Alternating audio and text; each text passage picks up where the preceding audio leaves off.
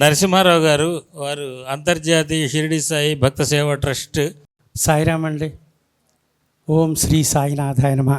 16వ అధ్యాయంలో సచ్చరిత్రలో మాధవ్ అనే కుర్రవాడు ఉంటాడండి. అతన్ని ఒరే నందు మారవాడి దగ్గరికి వెళ్ళి 5 రూపాయలు అప్పు తీసుకురారా అంటాడు.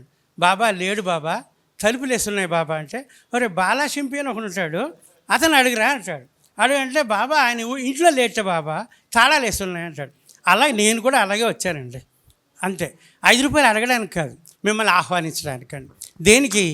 దేనికంటే మనకి ద్వితీయ అంతర్జాతీయ షిరిడి సాయి భక్త సమ్మేళనం జనవరి 2027 సంవత్సరం హైదరాబాద్లో బాబా ఏర్పాటు చేశారండి. ముహూర్తం పెట్టింది కూడా బాబా అండి. ద్వితీయ అంతర్జాతీయ షిరిడి సాయి భక్త సమ్మేళనం. ఇందాక ఈయన చెప్పారు కదా, ప్రథమ అంతర్జాతీయ షిరిడి సాయి భక్త సమ్మేళనం షిరిడి జరిగింది. ఈ మహానుభావులందరూ రావడం జరిగింది. అద్భుతమైనటువంటి సైంటిఫిక్ కాన్ఫరెన్స్గా జరిగిందండి. అదే పంతాలో హైదరాబాద్లోనే బాబా ఏర్పాటు చేయడం జరిగిందండి. ఇది ఇలాగ ఉండగా అక్టోబర్లో మనకి శ్రీ సాయి నామం శ్రీలంక యానం అని పెట్టారండి. ఇదంతా బాబా పెట్టినదే అండి. నమ్మితే సొమ్ము, నమ్మపోతే దుమ్ము, చెమటం అమ్మగారు చెప్పినట్లాగా అది నమ్మి తీరాలంతే. బాబా పెట్టిందండి. 3 రోజుల పాటు అక్కడ నామం చేయాలి. కొలంబోలో మనం ఆమెని వస్తాం. ఇది ఇలా ఉండగా విష్ణు సహస్రనామ స్తోత్రం 1,000,000 సార్లు మన షిరిడీలో జరిగిందండి. దానికి బాబా మమ్మల్ని కూడా తీసుకెళ్ళడం జరిగింది. అందరూ వచ్చేసిన తర్వాత కూడా ఈ మధ్యన మేము షిరిడి వెళ్ళట్లేదని బాబా మాకు 10 రోజుల పాటు అక్కడ పర్మిషన్ ఇచ్చారండి. ఎందుకంటే ఈ మధ్యన ఊళ్ళు పట్టుకు తిరుగుతున్నాం బాగా దీని గురించి.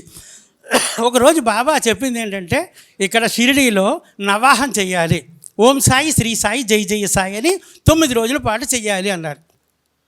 అయితే మేమేం చేసామంటే, ఈ బాబా అక్టోబర్లో అది ఉంది బాబా, జనవరిలోనేమో ఇది ఉంది, అది జనం బలం ధనం 3 కావాలి, ఏమీ లేని వాళ్ళం మనం ఎలా బాబా అంటే, బాబా మీకు ఎందుకురా చేసేది నేను, మీరేమో పెద్ద ఆర్బాటిస్టులే అని చెప్పి స్ఫురణ తెప్పించారండి. CEO గారిని కలవాలని.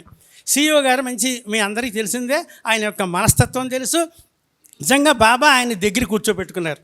ఆయన దగ్గరికి వెళ్తే చెప్పండి అన్నారు. ఇలా 9 రోజులు మేము ఎక్కడ అడుగుదాము అని అడిగితే ఆయన ఆ టీవీ లాంచ్ చేసి ఈ శతాబ్ది మండపంలో పెట్టండి అన్నారు. నేను అదిరిపోయానండి. 3 రోజులు 3 గంటలు కనుక అక్కడ దొరకాలంటే 3 చెరువులు నీళ్ళు తాగించేసేవారు దొరికైతే. కానీ ఇప్పుడు 9 రోజులు రాత్రి పగలు కూడా అక్కడ అఖండ సాయినామం జరపడానికి బాబా అక్కడ ఏర్పాటు చేశారండి. నెక్స్ట్ డే బాబా ఇంకో సందేశం ఇచ్చారండి. ఒక ఆయన కాశీలో హోమాలు అవి చేస్తారు, యజ్ఞాలు యాగాదులు. బాబా ఏం చెప్పారంటే, ఆయన అడగండి, ఒకరోజు దత్తహోమం మహామృత్యుంజయ హోమం చేస్తారేమో అడగండి, చేయకపోయినా పర్వాలేదు, మనం నామాన్ని కంటిన్యూ చేద్దాం అన్నారు. నేను ఆయనకి ఫోన్ చేశానండి. చేసి ఉన్నది ఉన్నట్టు చెప్పా. అంటే బాబా ఏం చెప్పారంటే, ఆయన అడగండి, ఒకవేళ ఆయన ఒప్పుకోలేదనుకో మానేయండి, సాయినామం కంటిన్యూ చేద్దాం అన్నారు. నేను సేమ్ ఆయనకి ఫోన్ చేసి, సార్ మీరు ఇలా చెప్పారు కదా, మీరు ఓకే అంటే ఒకరోజు దత్తహోమం మహామృత్యుంజయ హోమం బాబా పెట్టమన్నారు, మీకు వీలు లేకపోయినా పర్వాలేదు సార్, నామాన్ని కంటిన్యూ చేయమన్నారంటే ఆయన స్టన్ అయిపోయి, అదేంటండి ఒక్కరోజు కాదు 9 రోజులు చేద్దామండి అన్నారండి.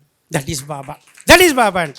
9 రోజులు కూడా దత్తహోమం మహామృత్యుంజయ హోమం బ్రహ్మాండంగా జరగడానికి అన్ని అవకాశాలు ఉన్నాయి. అది కాకుండా మన తెలంగాణ సాంప్రదాయం ప్రకారం సాయి బతుకమ్మ జరుగుతుంది, ఒడిబియ్య కార్యక్రమం జరుగుతాయి, పుష్పాభిషేకాలు జరుగుతాయి. ఇవన్నీ కూడా 9 రోజులు 9 యాక్టివిటీస్ బాబా ఇచ్చేసారండి. మనం అంతా ఆనందంతో మంచిగా ఇది అవ్వడానికి. కాబట్టి మీరందరూ కూడా ఈ 3 ప్రోగ్రాములు రావడానికి ప్రయత్నం చేయండి. రిజిస్టర్ చేసుకోవాలి, ఫ్రీ రిజిస్ట్రేషన్స్ అండి. కాబట్టి మీరందరూ కూడా రావాలి కోరడానికి ఆ మాధవ్ని అప్పుడు పంపించినట్ల నేను వచ్చాను తప్ప ఆయన యొక్క ఆజ్ఞతో చెప్పడం జరిగిందండి. Om Shri Sairam. Thank you very much sir.